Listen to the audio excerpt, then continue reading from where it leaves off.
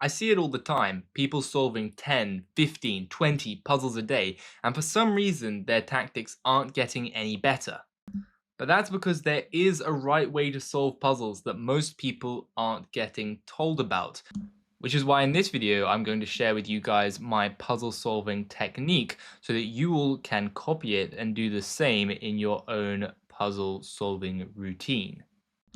This one was actually a puzzle that I went through with a student of mine not too long ago, a couple days ago, and I think that it's an extremely interesting puzzle to take a look at just because there are two key candidate moves that may pop up at you immediately. The first one is queen to f2, and that move requires a significant amount of analysis.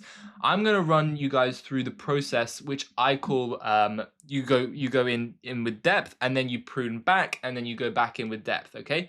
So the first thing you want to do is come up with one candidate move when you're solving puzzles. This is how you train your calculation and become a better chess player, considering all your opponent's moves. So the first thing I look at, queen f2 looks like a logical candidate move because the king doesn't have many options. If the king goes to the back rank, we can conclude that after taking and queen takes, you can take the rook, and that should be pretty good for the black pieces. Although, if you actually look further here, without having done that, there's actually a lot of material that black is down. Black is currently down 2 minor pieces, I think. That is 2 ponies. So even in this line with king to d1 and bishop takes on f3, at a first glance, by the way, this looks like the only option. I'm doing this for the sake of the video. If you guys already spot the winning move here, then well done to you. But I'm going to keep that on the back burner for now. So after queen to f2, king d1, we may say bishop takes on f3, queen takes f3, queen takes rook. Doesn't look all that convincing. King goes to c2, and it seems like they're getting developed and have 2 pieces. Okay, for that reason, this move doesn't look so good. So let's actually trim it back and try and look for some other candidate moves. All right, well, actually, bishop to g5 looks pretty interesting here, right? After knight takes on g5, queen to f2 check, there's no other legal move other than queen e2, and queen takes on e2's checkmate. Let's just play bishop g5, right? No, that is the exact wrong kind of thinking that I'm trying to fight against. You don't want to play chess where you say, okay, bishop g5, my opponent takes, because your opponent is going to see that that move blunders a mate in 2. They're also trying to win the game, right? Don't play hope chess with bishop g5. Maybe it will work some of the time, but most of the time your opponent's going to think about it for a little bit, and they're going to play a move like, I don't know, king to c2. And guess what? King c2, they're now covering up. They're bringing their knight into the game, and you have none attack left. There is nothing with bishop g5. This is hope chess in its purest form. So, okay, now you do a little scour around. You look for some other candidate moves. And maybe you come to the conclusion that, okay, I think we should probably return, take another look at this queen f2 move. I don't see any other real options. So looking at queen to f2, obviously on queen e2, this is the move that we were trying to fight back against.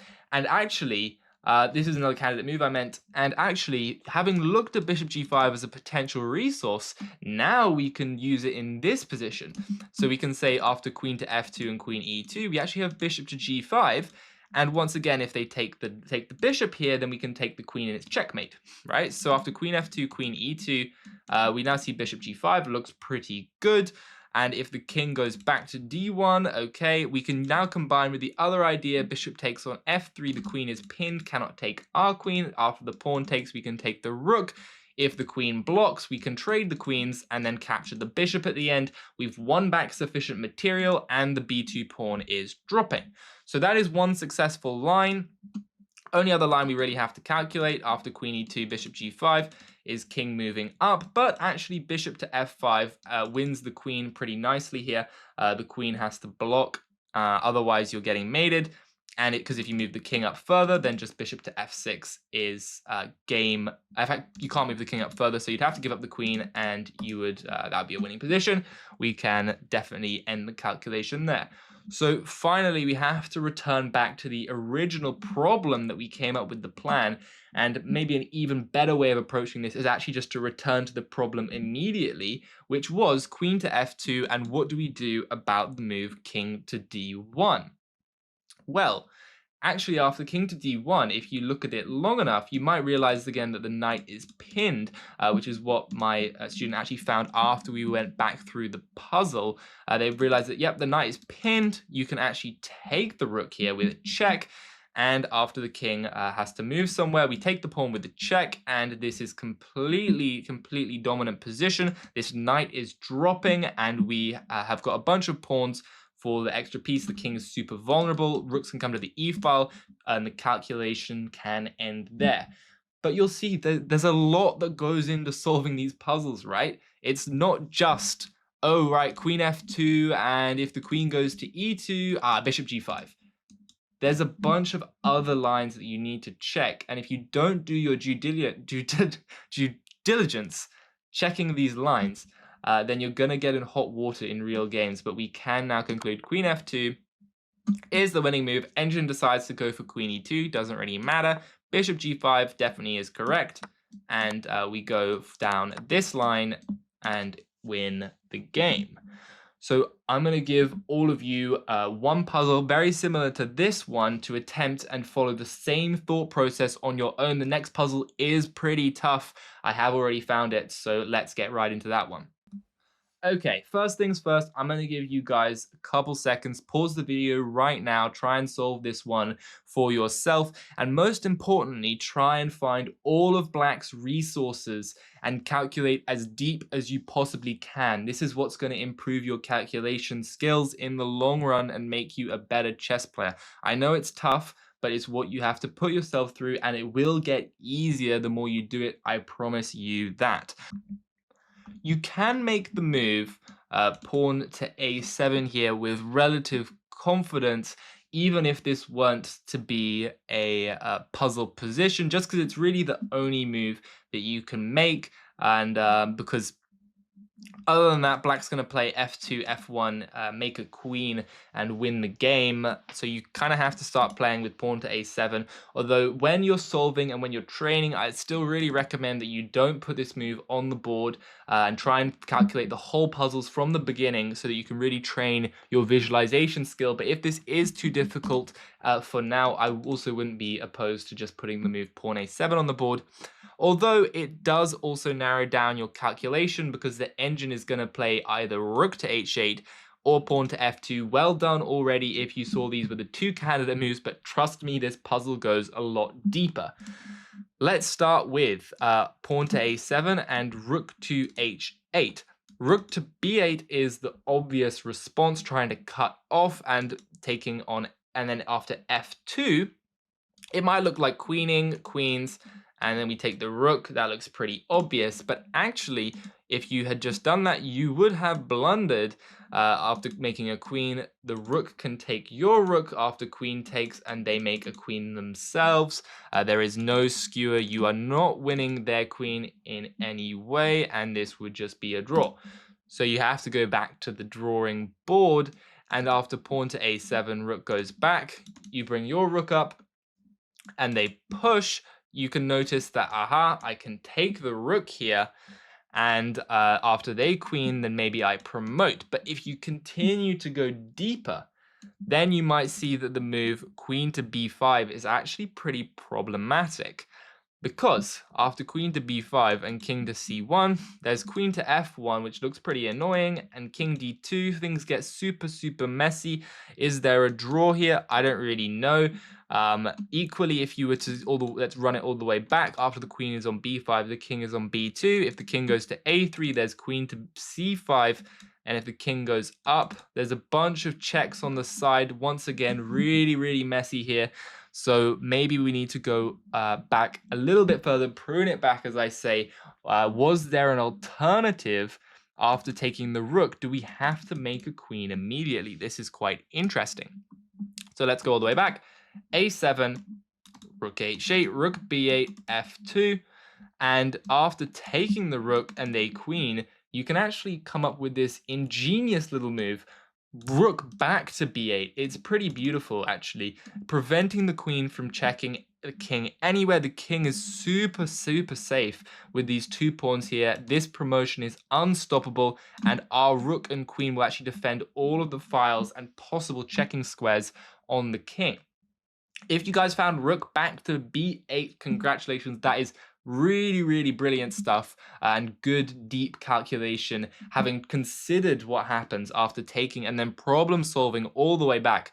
That is really at the heart of what chess puzzles should be and how to get the most out of them. So we have managed to conclude pretty concretely that rook to h8 after a7 is an ineffective defense. Therefore, we now have to calculate that after a7, what's going on after f2? Well, after f2, we can promote here, which looks pretty interesting. And if they promote, now we have a bunch of pieces on the board. We have the queens and the rooks. Both players have queens and rooks. If we give black a second, black's probably going to come after us pretty hard with some kind of checkmating attack, but we are the first ones to strike because we promoted immediately, and we can immediately take a look at moves like queen to e8. If the king sets foot on the f file, rook gives a check, we collect the queen. That should be very sufficient. Let's undo those arrows. Okay, so the king goes to the f file. That's no good. The only other square the king can go to is d5, in which case we actually have this nice move, rook to b5. Really good board vision if you spotted this. Even better if you spotted the queen can take, but our queen defends it. And after the king goes to c4, we have queen to c6 with a pretty brutal checkmate, incorporating this pawn here very nicely, and the queen and rook smother the king. So we can say that a7, rook here, and rook takes, followed by rook to b8 is the winning move. Breaking things down, you don't need to do loads of puzzles a day. If you want to go for high volume just to try and absorb the tactical details and you're very new and you just want to learn your basic pins, forks, skewers, etc., then go for it, do a bunch of puzzles. But if you're really looking in that intermediate, late beginner, even advanced stages, then you need to be focusing on improving your calculation skills. And that's only going to happen when you knuckle down and do a couple, maybe 2 or 3 puzzles in really high depth at good quality, like these ones that I showed you in this video. Stop guessing your puzzles. If you guess your puzzles, you're not going to improve as a chess player. You can't guess in the game. Otherwise, 50% of the time, you're going to be losing. You're going to be missing resources, and you're not going to get the wins that you deserve. When it comes to actually solving the puzzles themselves, the method that I like to try and prescribe is when you pick your candidate moves, you analyze them in depth, and then if you find a move that doesn't work, instantly discard. If you find a line that for your opponent that defeats your candidate move, then there's no point calculating anymore. I see this so much, whereas where people just go down the line, find it doesn't work, and they keep calculating the line knowing it doesn't work. You need to discard, prune back, and then try and find the point in which you branched off in the wrong direction. If you keep doing that, you'll exhaust your options and eventually find the right path.